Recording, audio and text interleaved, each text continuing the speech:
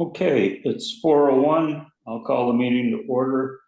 Mary, would you read the governor's remote attendance policy? Yep.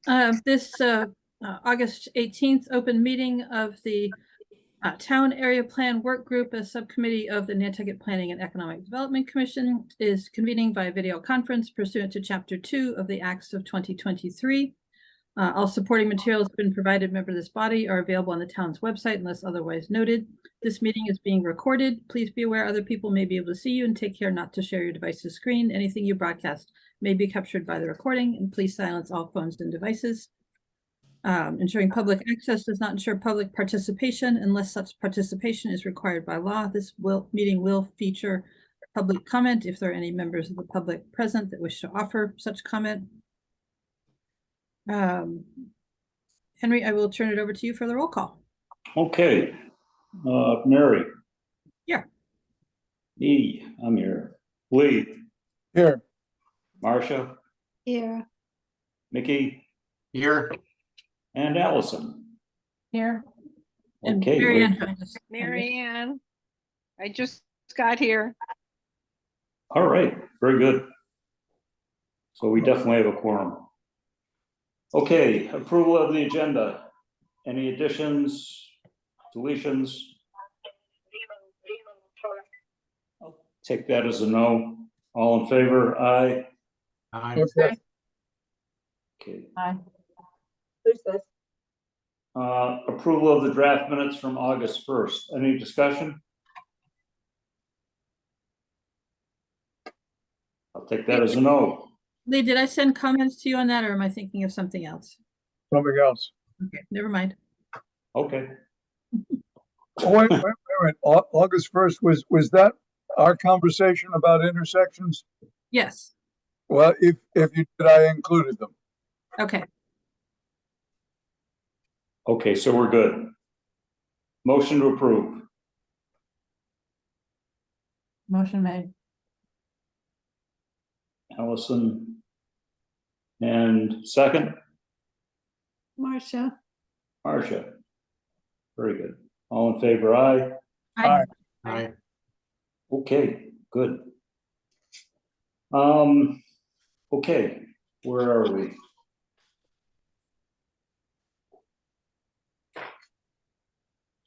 Anyone that wants to start? Well, I can start by confessing I have made no progress on my assignments since the last meeting. Okay. Henry, I could share what Reagan and I have done so far for the number 7 services and facilities. Okay. I'm not really sure there's much change that we've done since we reviewed this last, so I hesitate to just sort of waste more time, but if you'd like, I can show what I have. If you want me to share my screen, I can put it up and we can just take a look at it. Sure. Give me a second, Mickey, and make sure that you have that ability. Go ahead. Okay.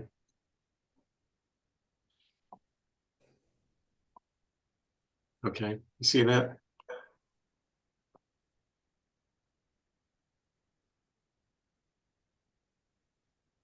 Yep, we see your screen. Okay, good. So in the top on the red, I think that's probably what the statement says about number 7.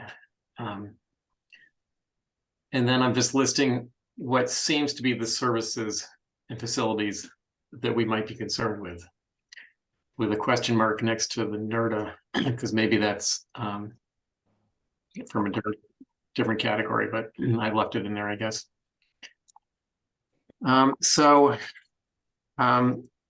Starting on the first one, parking issues impacting residents. Consider requiring resident parking permits in more areas of the district to prevent town workers from parking on residential streets all day. Also consider a remote parking lot with a new NERDA service, which operates frequently beginning and end of each workday. Now, I'm not sure that this actually does already exist. I know there's a big parking lot out at Fairgrounds Road. Is that serviced by NERDA, and is it considered a remote parking lot? Yes, to both.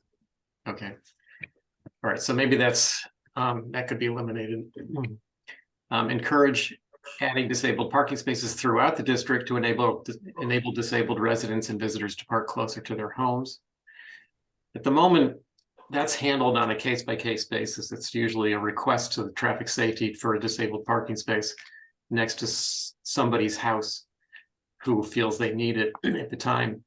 But I think it would be useful to have some scattered throughout the residential areas, because there's always a need and people don't always speak up about it. And I'm sure they would get frequently used. So we included that. And then establish rules related to how much of the sidewalk a car can park, a parked car can occupy the sidewalk. Mickey, speaking from across the Atlantic, there are a number of streets in London where parking on the sidewalk is permitted, but they actually trace a line on the sidewalk defining what it is you're talking about.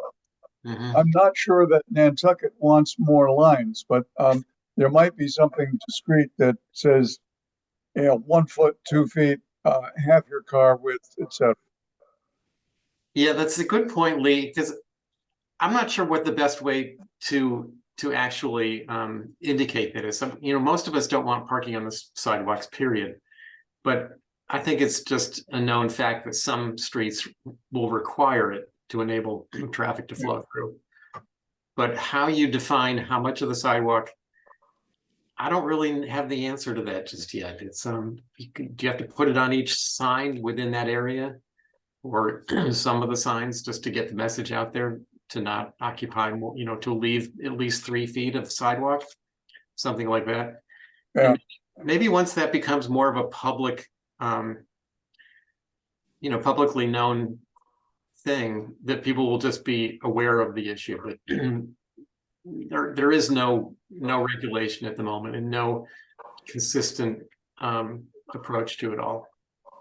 So I think the potential difficulty is that if you have any kind of a post or, anything that is above the sidewalk surface, then you're restricting the use of the sidewalk when there isn't a car parked on it.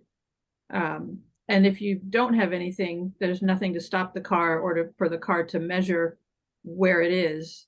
So it's sort of a catch-22.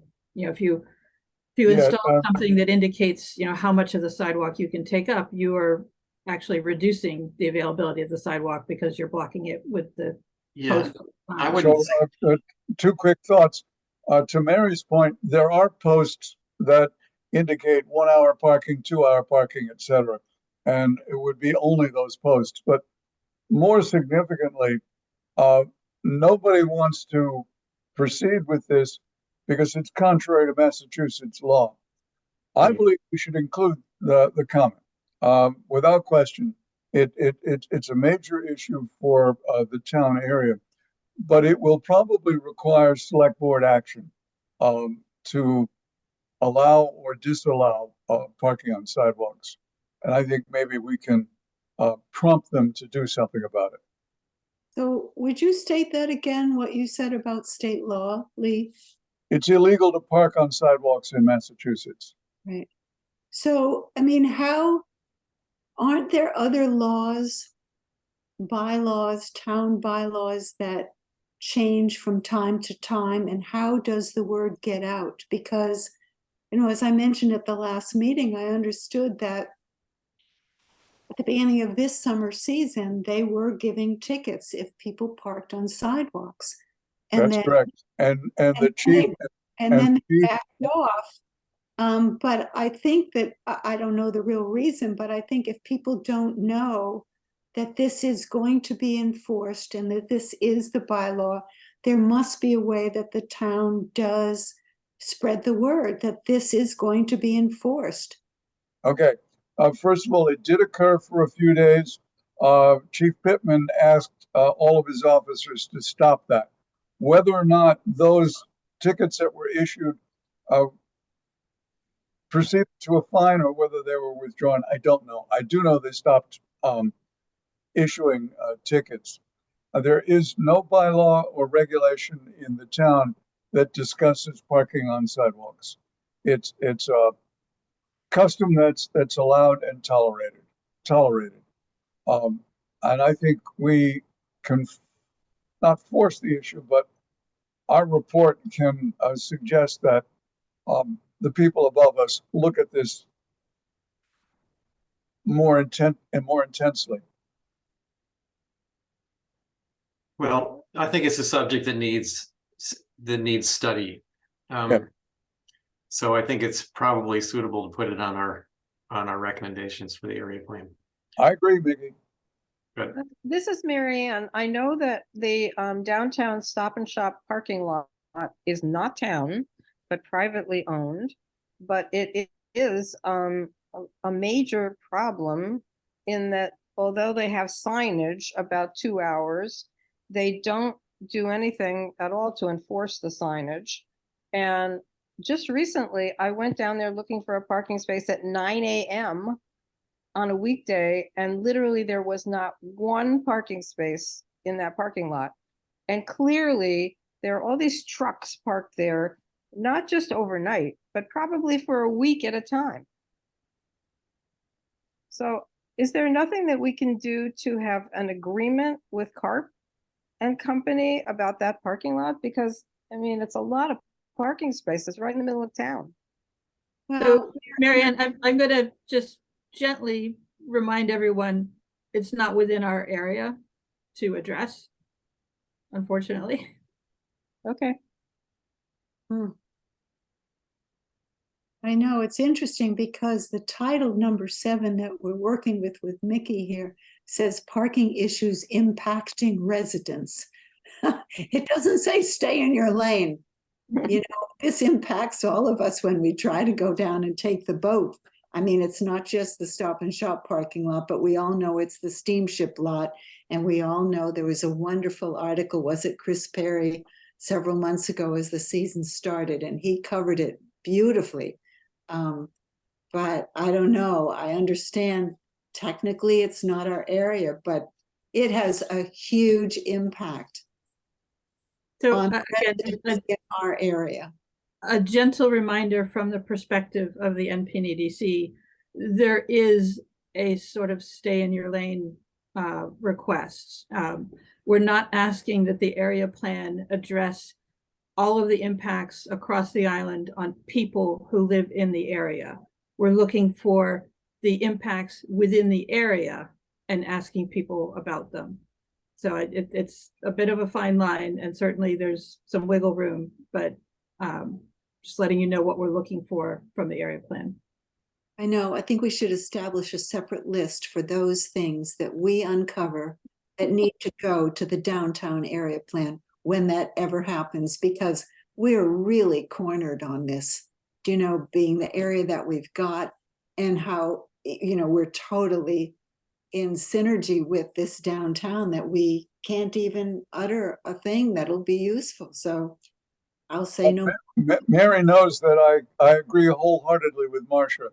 I know about the division between town and downtown, but because of the reality that traffic circulates willy-nilly between the two of them, I think it's fair to comment.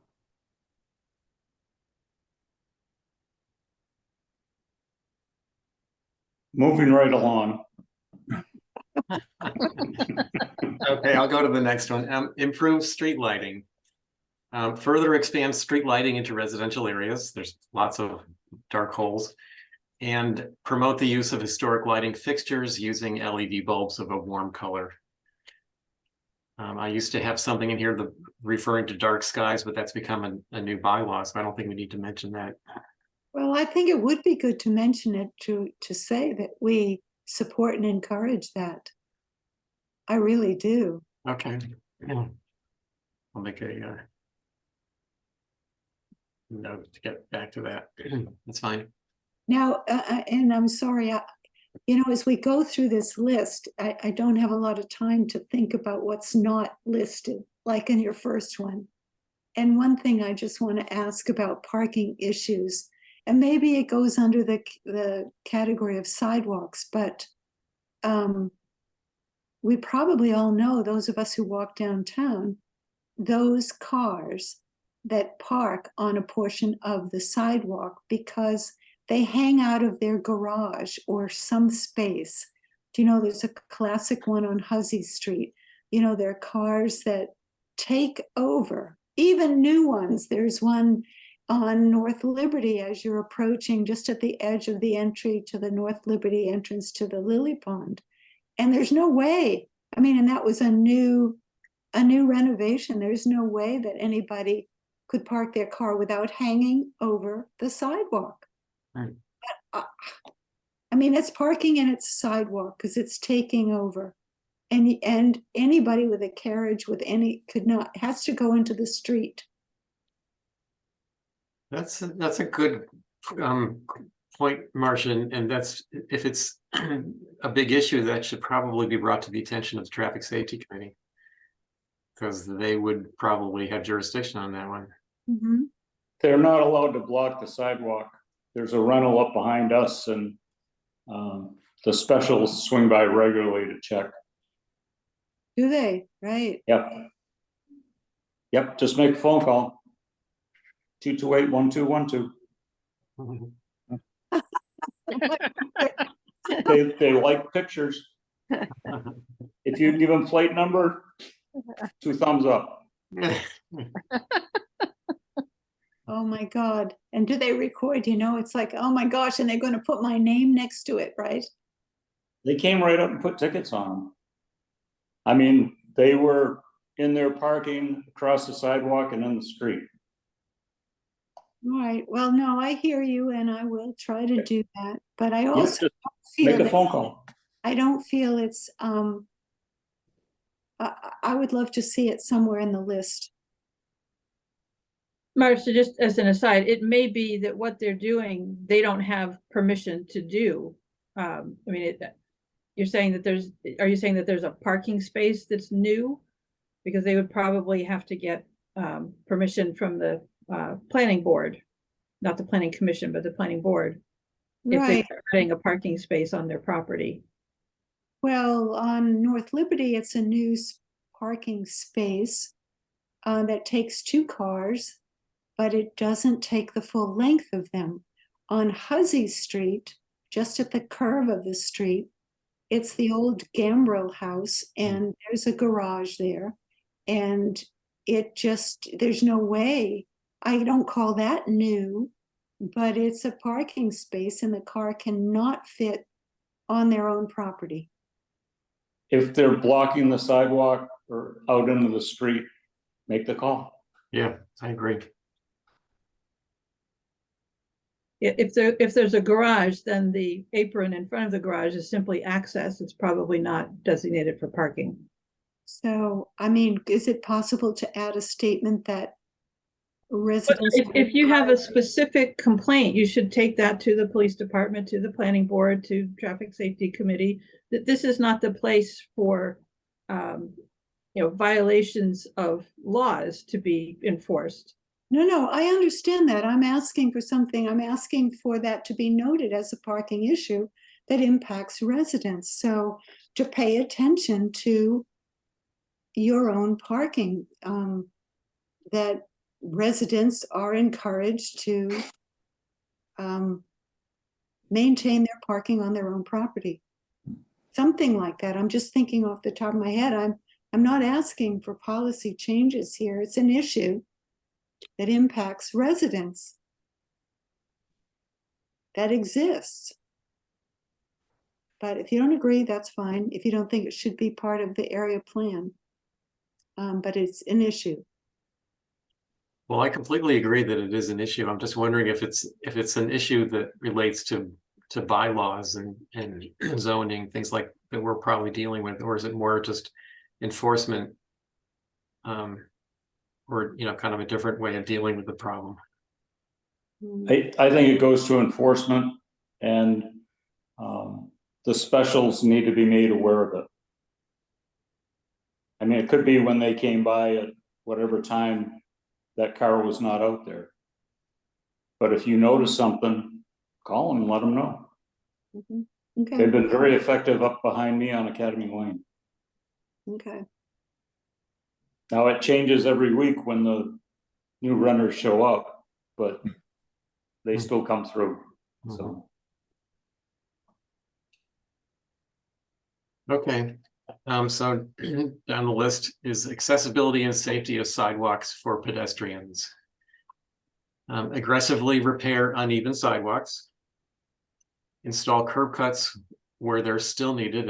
They're mostly covered, but there's still plenty that are not yet. Bury the utility wires where poles obstruct sidewalks on Cliff Road, for example, and whenever a road or sidewalk is being resurfaced, or at least install the conduits for future use. You know, there's been a lot of pushback against this because of obviously cost-related issues. But I don't think it hurts to put something like this into our area plan. Next is build new sidewalks where there currently are none, such as Prospect Street and Lower Pleasant Street. This is Lee. Absolutely, Mickey.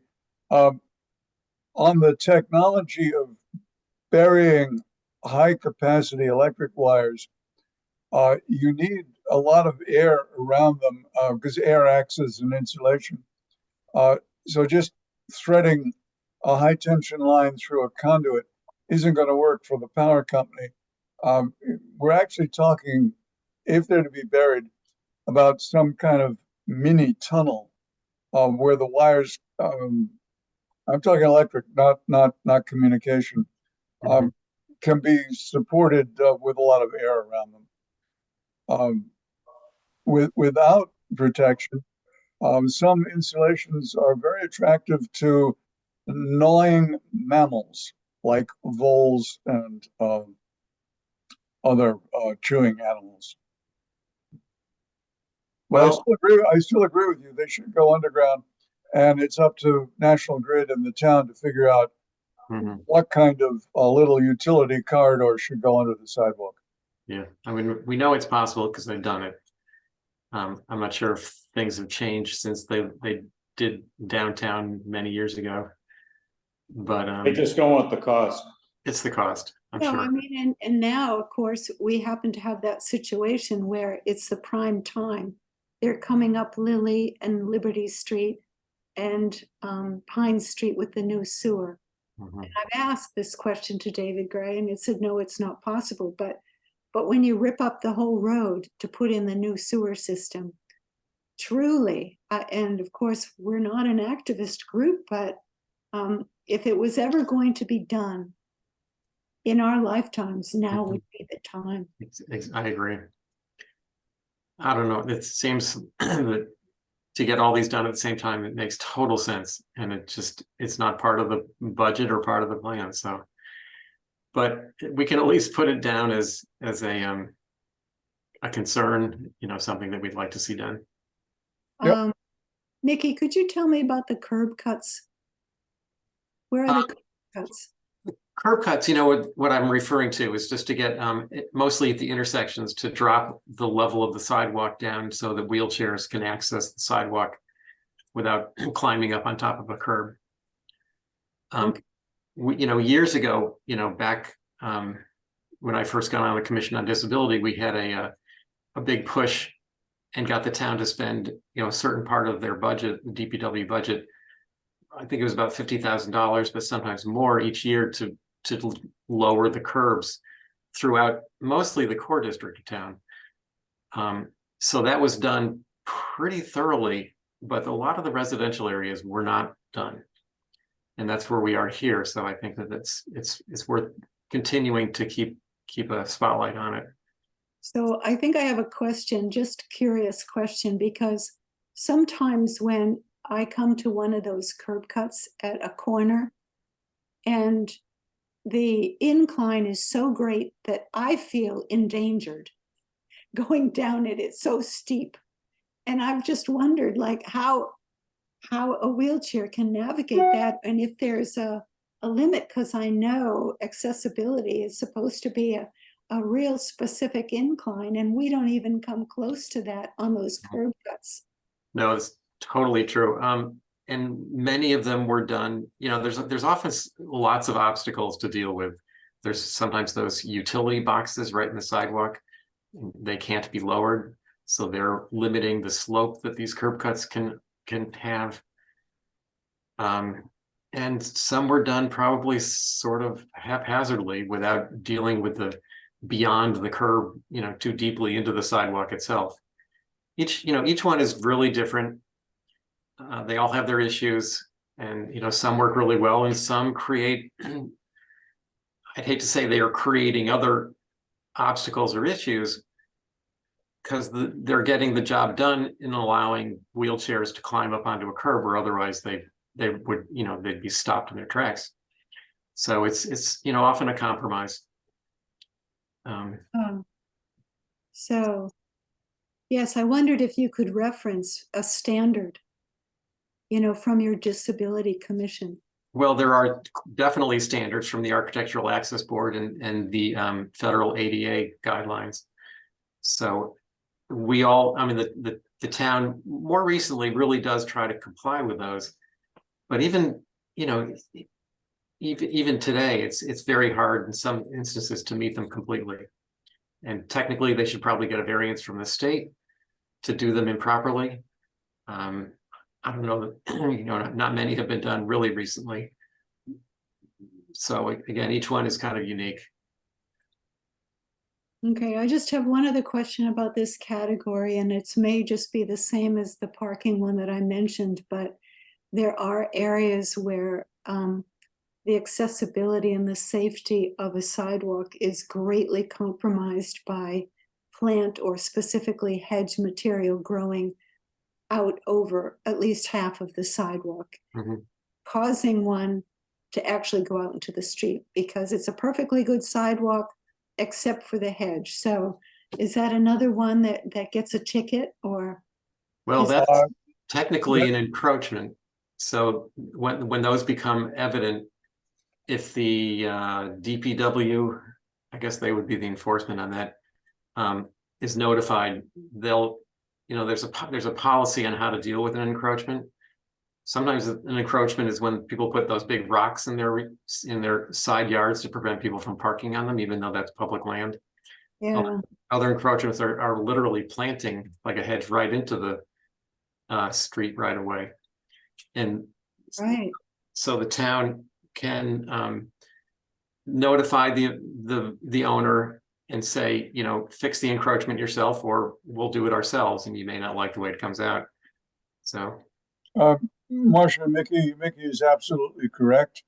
If you go to the DPW website within the town, there's a button for the encroachment policy. It was discussed a lot several years ago by Roads and Right-of-Way. There's an acknowledgement that there are historic encroachments, particularly in our area, of the friendship steps from the front doors, and those can be permitted with the town if there's any issue. Otherwise, what Marcia describes, it's please cut it. If it's not cut within a limited period of time, we're going to do it.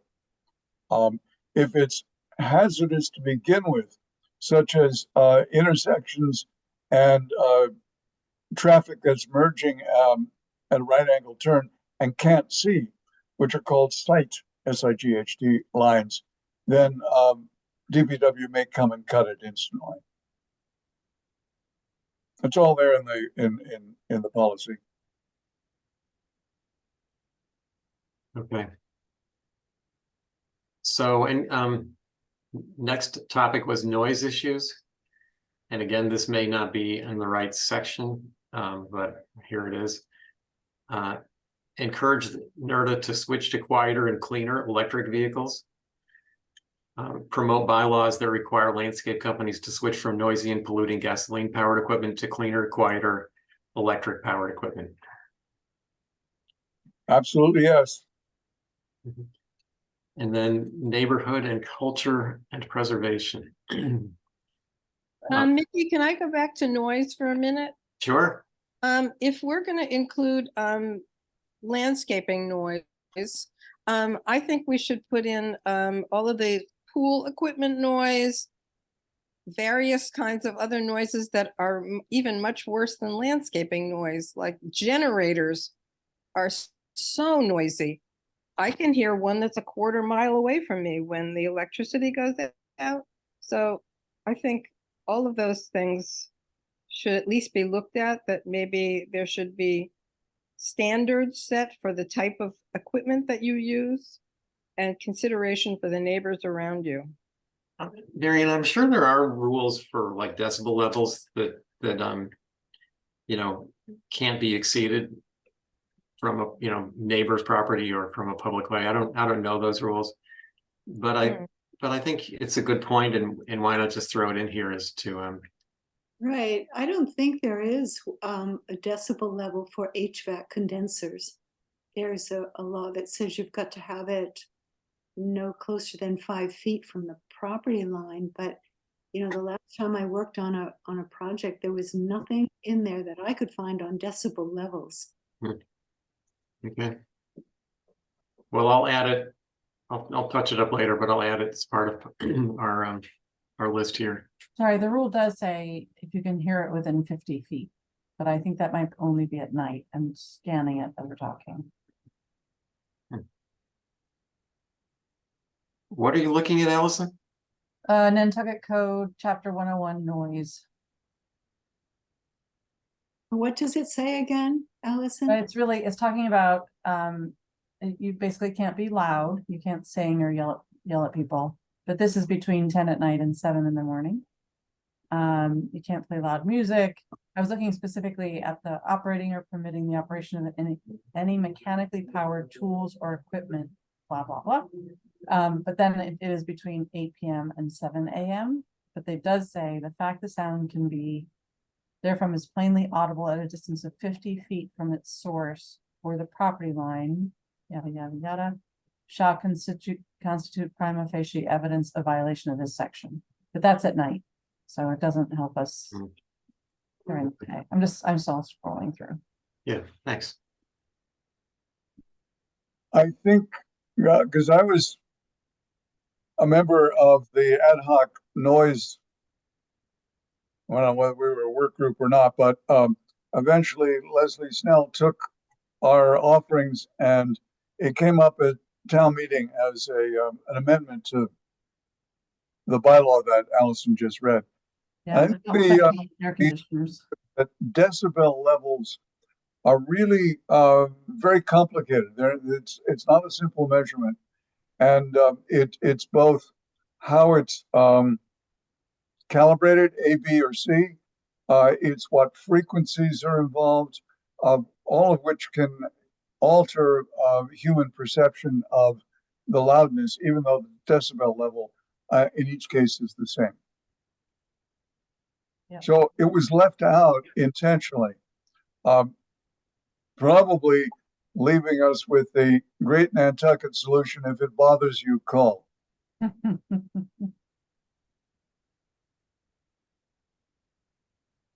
There is something in there about the pool and the stuff that Marianne was talking about. Sorry, I'm scrolling again. Air conditioning and air handling equipment, pumps, fans, and compressors. And it includes swimming pool or spa pump.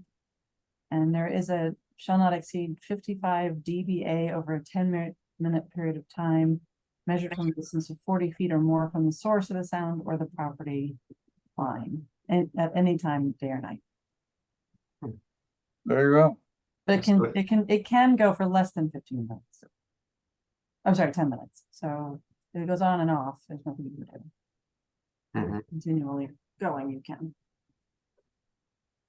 So it's partially there. Correct. Good, thank you. So neighborhood culture and preservation. This probably isn't really appropriate here, but I'll say it anyways.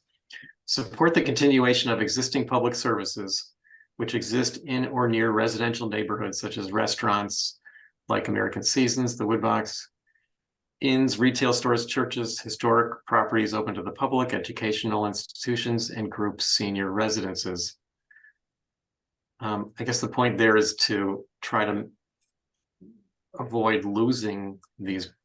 They're really private, for the most part, private entities. But they make a difference in the neighborhood, I guess. And then the next one is to strongly oppose the expansion of any of the above businesses, such as increasing the current bedroom count in inns or the seating capacity in restaurants, or a change in retail use that might increase the traffic generated by the current business use. Now, I can, we asked a question on our survey, I think, or maybe brought up in the past, the concept of reintroducing sort of neighborhoods, like grocery stores or something that might enhance the walkability of neighborhoods. So to some degree, I think that would conflict with this, what we're saying here, because we'd be completely introducing a whole new business, and some of the neighbors may not like that. So I think we need to remember that while we've discussed many issues, it's my impression we have not decided what our stance is on them. Mhm.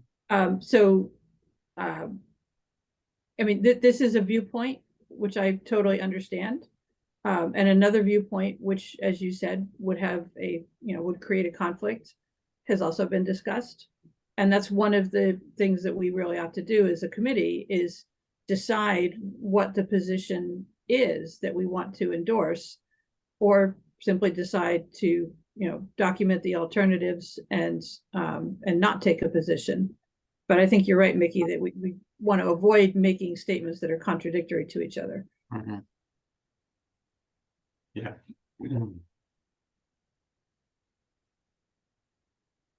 Okay, so the last one is sort of a general statement about impact of flooding and sea level rising, and this probably only impacts a very small section of our zone down by Washington Street, but encourage the use of resilient construction guidelines in areas prone to flooding.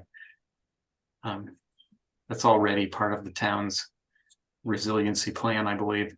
But This would also cover Lily Pond, though, in that whole area by Westchester and the flooding. And there's Oh, yeah. there's significant flooding areas like Silver Street at Pleasant Street. It has significant flooding, not from sea level, but from tides, but from rainwater. Right. There are multiple causes of flooding. Yeah. Okay. Well, and I wonder about the impact of both, whether it's rainwater flooding, whether it's sea level rise. I wonder, to me, it's got to impact the level of the water table for all of us and our water. I mean, I don't know. To me, I just know, like on my property, the water table's 4 feet down. So Mark Willett at the water company does monitor the groundwater levels in the wells, and has documented a general rise in water levels over time. And that is expected to continue with sea level rise. That the fresh water is essentially floating on top of the more dense seawater. And so, yes, there is an impact. Some areas have gotten wetter over time. I know of a couple of areas that I could point to and say, 20 years ago, this was a much drier area and now it is wetter. So there's wetlands expansion as an issue. So yes, Marcia, you're right. There are many water related issues to be aware of. So I think we ought to fashion something to add there, Mickey, that doesn't necessarily refer to resilient construction, but I think there's an awareness. I don't know what we So the general term for this, if you will, is water management.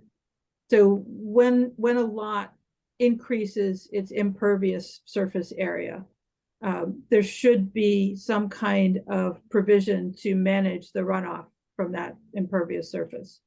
What happens a lot of the time is it runs off into the street, it runs off onto the neighbor's property. I've seen, complaints at, various planning board hearings or HCC hearings about, if you allow this particular kind of construction or grade change, it's going to cause water to be a problem somewhere else. Right. That's absolutely Even- correct. So even- water management is a growing concern.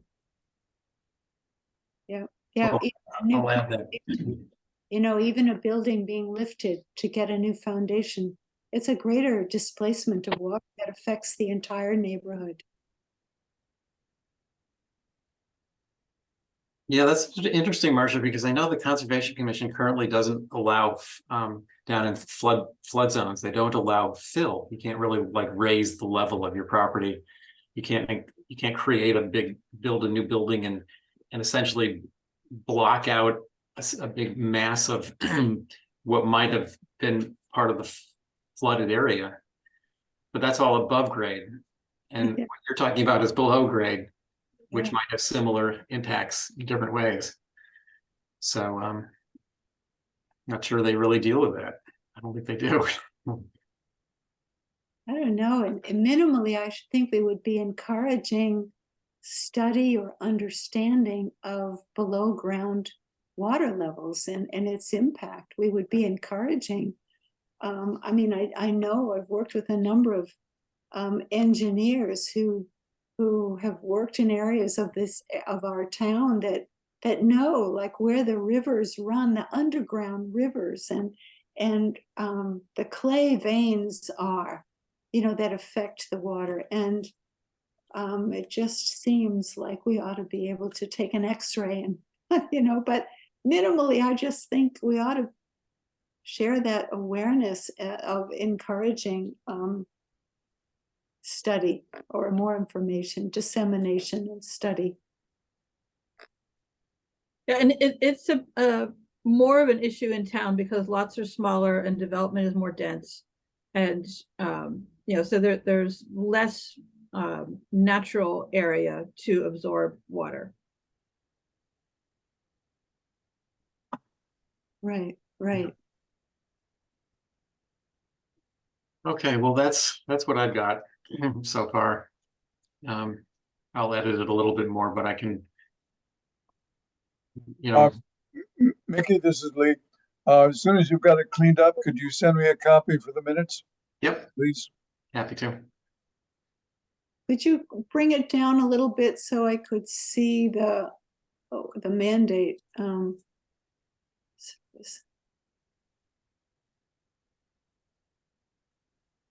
He's covered it well. Yeah, very good.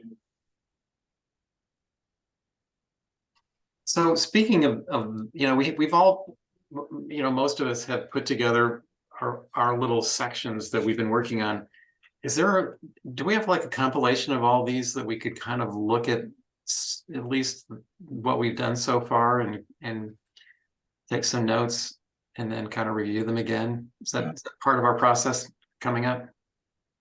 Yes. Yeah, Mickey, yes. However, Mary and I need to make our contribution, and then I think we ought to collate them all into a very, very rough draft of the report. Mhm. Probably one that would serve for us item by item to edit and then agree. Right. And I also have another section that I started working, I forget her name, who left our group. I have natural and cultural resources. So I need to focus in on that. And I know with my other one, which is housing with Mickey, that I think we can put it into the super rough draft, but I would like to think that we could list major outstanding questions about our own work that we feel are just not satisfactory yet. Well, Marcia, why don't we just put those as question marks within our section, and then we can all look at Right. each other's question marks and contribute. Yeah, that was just, yes, totally encouraging everyone to kind of fess up to what they feel is not quite where they want it to be. Right. Marcia, our next meeting is September 5th. Can you have something ready to go by then? Well, let me look at my calendar. It sounds awfully close. Let It's the day after It Labor is. Day, 2.5 weeks away. me look. I probably won't be able to attend that meeting. While you're looking, I'll just let you know this is a good moment. So the NPNEDC is expecting that the current area plan groups will make a presentation at their September meeting on the 18th. So the town area, and I'm not saying what the content of that presentation has to be, but we want you to show up and tell us what's going on, essentially. So we at the town area plan have a meeting on the 5th, but we'll not be meeting again before September 18th. So just a heads up that as part of the agenda on the 5th, we should decide what we're going to be saying to the NPNEDC on the 18th. All right, Mary, you still want Amy for the 5th? Amy Baxter? Let's not do Amy on the 5th. Thank you for thinking of that, Henry, if people don't mind. So we were going to have Amy Baxter speak about licensing requirements. Allison, I think that was related to businesses and home office, I mean, not home, but home occupations, that sort of thing, or was it something else? I think that's right. Okay. Okay, I'm sorry, let me finish what I'm talking about. The other thing that will be happening at NPNEDC, we are meeting this coming Monday, the 21st, and we have additions to the area plan guidelines. So we have the letter that was written by Judith and Nat and Andrew and passed along the Civic League, which gave general guidelines, and we have added more specific guidelines. And so that right now is posted on the town's website if you, under the NPNEDC packet for the meeting on August 21st. And I would encourage you all to look at that. The NPNEDC will be going out to the area plan areas and requesting feedback on those. could you tell me again, what's the name of that document that we should be finding? It would just go to get the packet from the NPNEDC August 21st meeting, and it's in there. I think it's area plan guidelines is the name of it. Is that because something has changed? It's based on the experiences, you know, in particular that I've had in the last 2+ years on NPNEDC, that it's been inconsistent in how we have managed area plan updates and new creation of new plans. And so this is designed to give everybody the same footing, let them know what resources are available, let them know what expectations are, let them know, you know, what their guide rails are. So it's designed so that we have a reference that everybody can look at and say, this is what we're expecting. Okay, thank you. So- Mary, back to Amy, you want her for the 15th? You mean the, oh, it is this, okay, yeah, September Yeah. 15th. yep. That is the third Friday, so sure, that would work. All right, I will try. So you, So what, I'm sorry, so we are meeting on the 15th before the NPNEDC meets on September 18th. Correct. Do we want to then reserve the 5th and the 15th for prep for that meeting? yep, And maybe Amy in October, Allison, does that throw any monkey wrenches in? Okay. so you were asking me about the 5th, correct? September 5th is our Tuesday meeting. That would be at 3 o'clock, if I remember correctly. And then September 15th Yes. is our So, Friday meeting. That'll be at 4 o'clock. so I will aim to do that for the natural and cultural resource component. But Mickey, are you not at that meeting? On the 5th, I'll be, this is September 5th? Yeah. Yeah, I'll be driving all day long. We're driving out west, so I'll be in a car the whole day. So I don't know what's easier for me, but I know the 3 o'clock is really hard. So Marcia, do we want to ask you then for the 15th and perhaps Lee and I, if Lee is available between now and Labor Day, can prepare something on our, Yeah, Mary, yes, last house guests leave on the 27th. okay? First set of house guests leave tomorrow, next set on Tuesday, and then the 27th. All right, so Lee, if we plan to do some work together that last week of August, going into Labor Day weekend, that, It should work, yes. and then Allison, do you need things from me as well? No, I think, I didn't get any additional comments other than our conversation at our 2 meetings ago. So I'm gonna just make it look prettier and continue winnowing down the WPI reports to our neighborhood. So I'll just keep working at that and plugging away, but no, it's all good. Okay, So I just need to check in again. So I'm not going to do the 5th, I'm doing the 15th. I was only saying the 5th was difficult because of the 3 PM. Not well, the- no, but also because you're working with Mickey and he's not available on the 5th, so Oh, it makes. no, I'm not sense. working with Mickey on natural and cultural resources. I'm on Oh, my I'm sorry. that one. You know, you could, on the 5th, you could meet at 4 o'clock That's what I was thinking also. because I'm not going to be there. And I think one of the reasons we switched was so that I could attend that meeting. But I won't be there anyway, either 3 or 4. All right, so do we want to then set our next meeting at 4 o'clock on the 5th? And, you know, Marcia and Lee and I and Allison will give it what we can. Yep. Then, and the 15th, right? Yeah. Okay. And the 15th, I won't be there either. Oh, no. I'll still be out west, so I'll be traveling then. But too. it'll take you 10 days to drive to California, is that what you're saying? Well, it doesn't take us 10 days to, well, we're gonna do a few things while we're out there, so that's what takes some time. Wow. Mickey, I'm very fond of the West. I'm jealous. Henry, have we heard from Reagan? It's No, been, not a word.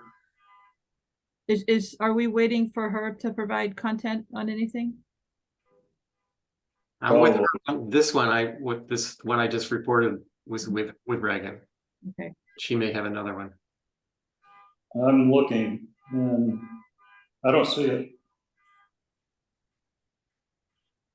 Can you hear that, Carl? Yep. Yeah. I Take could. that off. Okay. And it I wasn't one of hope it's mine. not yours. No. No, I'm muted because I'm also muted because I have a massive amounts of ambulances going by for some reason. I'm not on the island though. From the list, Reagan was only on services and facilities. So.